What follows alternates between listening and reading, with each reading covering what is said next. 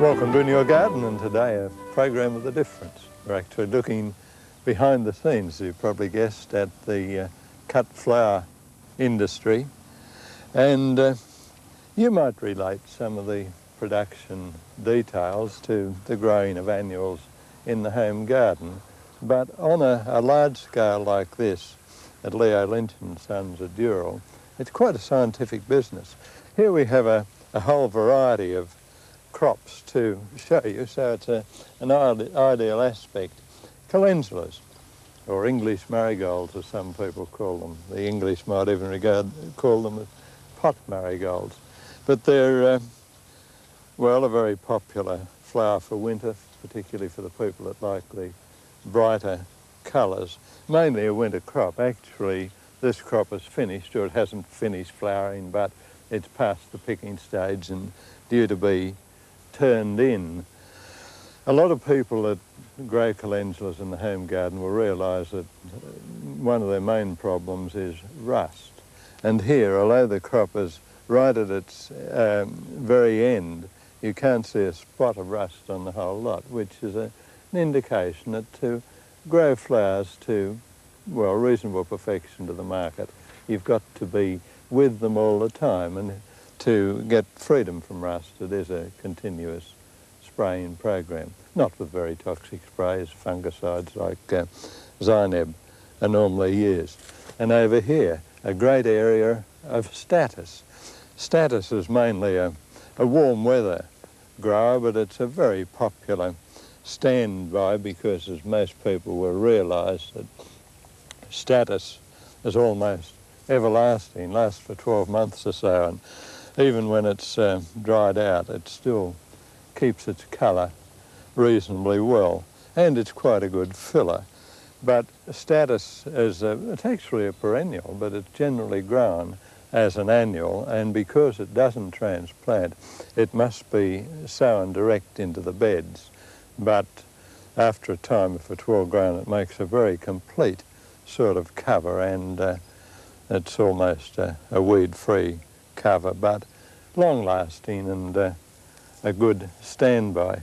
And over here we have half an acre or so of freesias, and they're all this very showy golden freesia, very much like the Burgundian, but actually it's an older strain called Burtonii, but a very popular one, a very sturdy stem and a very good type of bloom, and it seems to be one of the most popular ones in the flower market. Now, as you notice here, it's not just a case of putting the seed in the ground and getting the plants up. All the beds are built up, even though it's, well, a reasonably sandy type of loam, and particularly for the freesias, because they do need that extra drainage. Get wet feet and the freesias will go off very badly. All the ends of the foliage goes brown, and then of course you've got the danger of fusarium rot. And also you'll notice that most of the area is pretty weed-free. Imagine the job of hand weeding freesias like this. You could do it, but the economics of it just wouldn't be feasible at all. So what has to be done? The whole area is gassed with methyl bromide gas. That kills most of the weed seeds, all but mallow and clover and one or two others, and apart from that it kills the fusarium fungus. And it's very necessary for freesias and for gladiolis and for carnations, which is susceptible to fusarium, but it's a very expensive process and not recommended in most home garden situations. Over beyond the freesias we have carnations, in this case the old perpetual flowering carnation, gladiolis just coming through, more freesias below the calendulas, etc.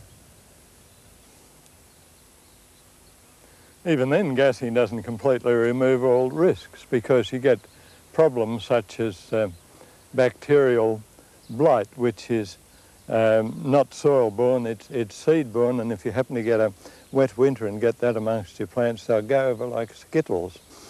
I well remember just after the war going into commercial flower growing, hopefully then for a quick return, and concentrating principally on stocks and other winter crops, mainly stocks. And stocks in the market then would bring about a shilling, 1 and 6 a bunch, and of course prior to decimal currency. And those winters they went up to 7 and 6 a bunch, which was almost unheard of. And people used to say to you, you must be making a fortune.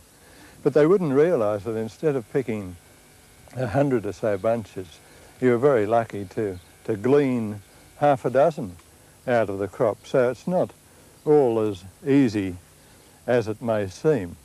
Actually, these stocks are sown direct into the ground, where they used to be spaced out, and they are in the home garden probably a span apart. These are sown, the seeds are just allowed to remain as they come up, even though they're touching. And by doing this, you lose the side branching, and it's aimed just to get one bloom per head, and they're actually pulled up, the roots and all, like these ones here, and then the roots are trimmed off like that. Of course, the sowing direct uses a lot more seed, but it does save the labour involved in transplanting. As the soils are gassed, you don't have so much problem with weeding while the tiny seedlings are coming through. As you realise, with stocks, you don't know whether they're going to be singles or doubles. And here, it might look as though there's a great percentage of singles, but this is because the single stocks are not picked. These have all been picked several times, and as the heads mature, they're pulled out, but only the doubles, so the singles remain, and it looks as though they tend to predominate if you're unlucky, so as they sometimes do. So you don't get the, you don't get a return from every plant that appears. In other words, incidentally, these ones here, which are this bright carmine colour, are Carmine King, which is a beautiful colour under night light. It really glows, but in the garden, when they're spaced out, you get a great pyramid-shaped head. But here, because they're grown closely, the head is much narrower, but still attractive. Here, the one that's growing lower down, that's been picked at the moment, is Rosy Glow, which was actually a break from the Carmine King. And on the other side, those more pastel tones are from the column stocks, which only produce one good spike per plant. So if you do buy column stock seed, I always recommend that you sow it in a circle and sow it thickly like this, and you leave every plant. Instead of spacing the span apart, let them be about a centimetre apart or even touching. Then if you do get a number of singles, well, you can just, if you don't like them, you can just pull them out. But the stocks are beautiful. They're, well, no wonder they're a favourite florist's line, or very favourite of the public, because apart from the colour, beauty of form, they've got that tremendous perfume, and here it's almost overpowering.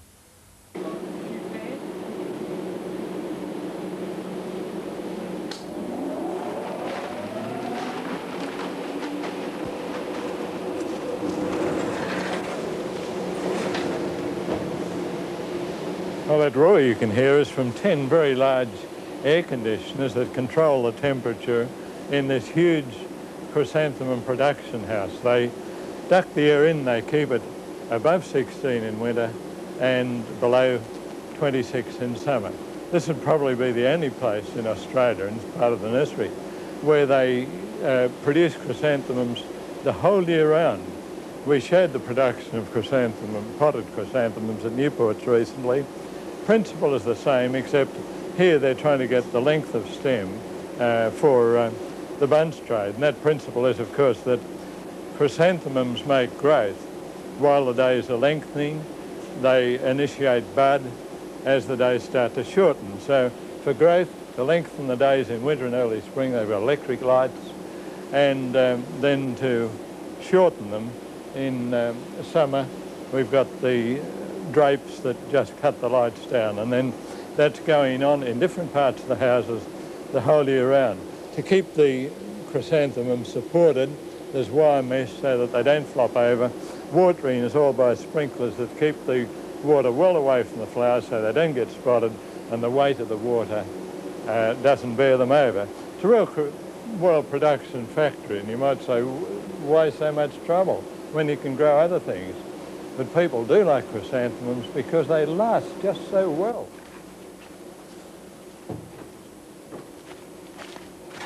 After the flowers are bunched, their stems are scalded. They then have a long drink of water in the cooling sheds. Then later in the day, still in water, they're loaded into the van, ready for the very early morning market the next day.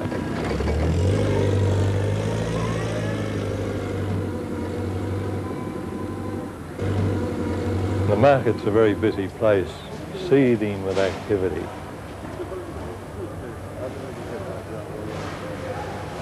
It gets underway well before daybreak, and there you have all types of flowers, a great colourful array, and all types of people. You have restaurateurs, hoteliers, florists, and other retailers of flowers to the public, all clamouring for the best buy. Naturally, it's the better quality flowers that bring the best price. So, as you can see, there's a bit more to producing cut flowers than just scattering the seed in the ground and then waiting to harvest them. You can probably appreciate some of the costs involved. Even then, flowers are not expensive because they do last for a long time. And with proper handling, you can make them last a lot longer. Flowers like chrysanthemums, dahlias and daisies are normally scalded. You can see where the marks on the stem where the scalding's taken place. By the time you get them, that'll probably be brown. Well, what you can do when you get them, just trim that off and put them into boiling water again for half a minute or so, or until the air bubbles stop coming away from the tip of the stem. Only immerse them a few centimetres. And then immediately plunge them into cold water. As soon as you can, better still even if you can introduce the cold water, say hold the cup or whatever you're using under the tap, run the cold water in, and then where the heat has expelled the air from the little capillaries, you get water coming in instead of air as the stem cools down. Of course, flowers like carnations and roses are not scalded, but here you can cut a little more off the stem. That helps. Do this every few days, even while you have them in water, particularly with a flower like chrysanthemum that lasts so long. With roses, you can even crush the end of the stem or scrape the stem, better still, if you do it under water. And of course, the way you handle the flowers is important. Don't leave them in hot cars. Get them home as soon as you can and plunge them into deep water after you've done that scalding. Nothing to it. You'll enjoy them a lot better. And I hope you've enjoyed this program, and thanks to Leo Lynch and Sons for their cooperation in letting you see it. Good gardening.